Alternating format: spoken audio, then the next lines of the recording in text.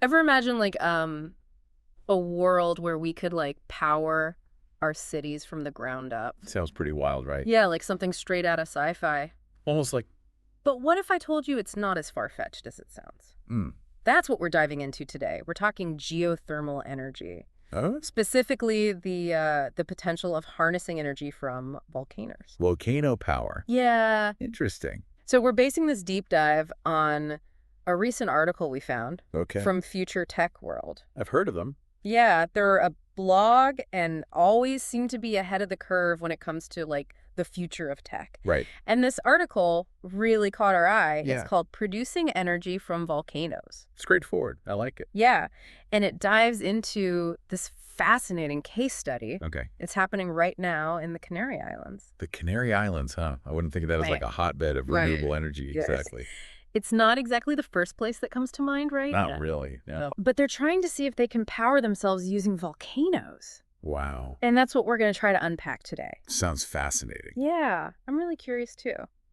And joining me today is our expert. Happy to be here. So before we get into the Canary Islands project, Okay. I think it would be good to cover some geothermal basics, Sure. you know, for our listeners who might not be familiar. Geothermal 101. Exactly. Love it. What are we even talking about when we say geothermal energy? Well, at its core. Literally. Uh-huh. Yeah, literally. Okay. Geothermal energy is about harnessing the Earth's internal heat. Okay. So deep beneath the Earth's crust, there's just this tremendous amount of heat. Right. It's generated from the planet's formation and also through like radioactive decay in the Earth's core. So the Earth is kind of like a giant nuclear reactor? In a way, yeah. Yeah. That heat radiates outwards, and that's what warms up those underground reservoirs of water. Okay. And sometimes even creates steam. So with geothermal, we're basically just... Yeah, we're tapping into those reservoirs. We're Mhm. drilling down there and harnessing that heat directly. Okay. Sometimes we use that hot water or steam to heat homes. Oh, really? Yeah, or power turbines, which then, of course, generate electricity. Wow. And sometimes we use a different system where the heat from that geothermal source just heats up another liquid, Okay. which then turns into vapor and drives the turbines. So it's like a two-step process. Exactly. Wild. It's like... It's like using the Earth as one giant boiler. That's a great analogy. I like that. Right. So the Future Tech World article that we mentioned earlier Yeah. focuses on Lanzarote in the Canary Islands. Mm-hmm. Why is that location particularly good for geothermal? Well, it might not be as obvious as like a sunny desert, Right. but Lanzarote sits on a volcanically active region. So it's a geothermal hotspot. Exactly. Yeah. It means the Earth's heat is much closer to the surface there. Ah, I see. Imagine finding temperatures of 200 degrees Celsius. 200. Yeah, 200 degrees Celsius at a depth of just 4 kilometers. Oh, wow. That's incredible heat. That's like having a boiling hot spring a short walk from your house. Yeah, basically. That's amazing. And the article mentioned that the Spanish National Research Council, Oh, the CSIC? yeah, they estimate that Lanzarote could generate somewhere between 100 and 300 megawatts of electricity from geothermal. Wow, That's pretty significant, right? it is. That's a lot of power. Yeah, And think about what that could mean for the island's energy independence. that's true. But as with anything new, especially in the tech world, Right. we have to look at the bigger picture. Absolutely. That means understanding the benefits, Mm-hmm. but also the challenges. Yeah, it's not as easy as just drilling a hole and... And poof, you have energy. Exactly. Not quite that simple. There are some technical hurdles, right? Definitely. And I'm curious about those. Of course. Yeah. Happy to delve into that. Well, for starters, the drilling itself could be a major challenge. Okay. I mean, we're talking about drilling several kilometers into the Earth. Yeah, that's pretty deep. You have to navigate unpredictable geology, extreme heat, intense pressure. It's not for the faint of heart. Exactly. And it can be risky. Speaking of risks, the article mentioned land subsidence, Right. which is basically the ground sinking, Yeah. and also something called induced seismicity. Those sound kind of scary. They are serious concerns. Land subsidence can happen with any type of extraction from the earth. So like oil and gas, too. Exactly. When you take something out from under the ground, you create a void. Makes sense. And depending on the surrounding geology, the ground above it can sink or even collapse. So it's like a sinkhole? It can be similar, yeah. Now, induced seismicity refers to earthquakes Okay. that are actually caused by human activity. So not just natural earthquakes. Right. It's like we're creating them. How does that happen with geothermal? Well, when we're extracting hot water or steam, Right. it changes the stress patterns in the surrounding rock, Okay. and that can sometimes trigger earthquakes. So it's like we're messing with a delicate balance. In a way, yes. Usually they're just small tremors. Oh, okay. But there have been cases of larger ones that cause damage. Yikes. See, this is what I mean about it not being a simple good versus bad situation. I agree. That's complex. There are trade-offs with every energy source. Right. And speaking of trade-offs, let's talk efficiency. Yeah, the article mentioned that different geothermal systems have like different efficiency levels. Exactly. Can you break that down for us? Sure, there are different ways to extract and use geothermal energy, Okay. and those come with different levels of efficiency. I see. One common type is a binary cycle system. Binary cycle. Right. It's interesting because it doesn't actually use the geothermal fluid directly. So we're not using the hot water or steam to spin turbines. Yep. In this system, the hot geothermal fluid heats up a secondary fluid, Okay. and that secondary fluid has a much lower boiling point. I see. So that secondary fluid turns into vapor, which then drives the turbines. Interesting. So it's like using the earth to boil something else? Exactly. And because this system works at lower temperatures, it can be more efficient. How much more efficient? Sometimes you can get up to the 30% efficiency. 30%. That's pretty good, right? Yeah, it's pretty good.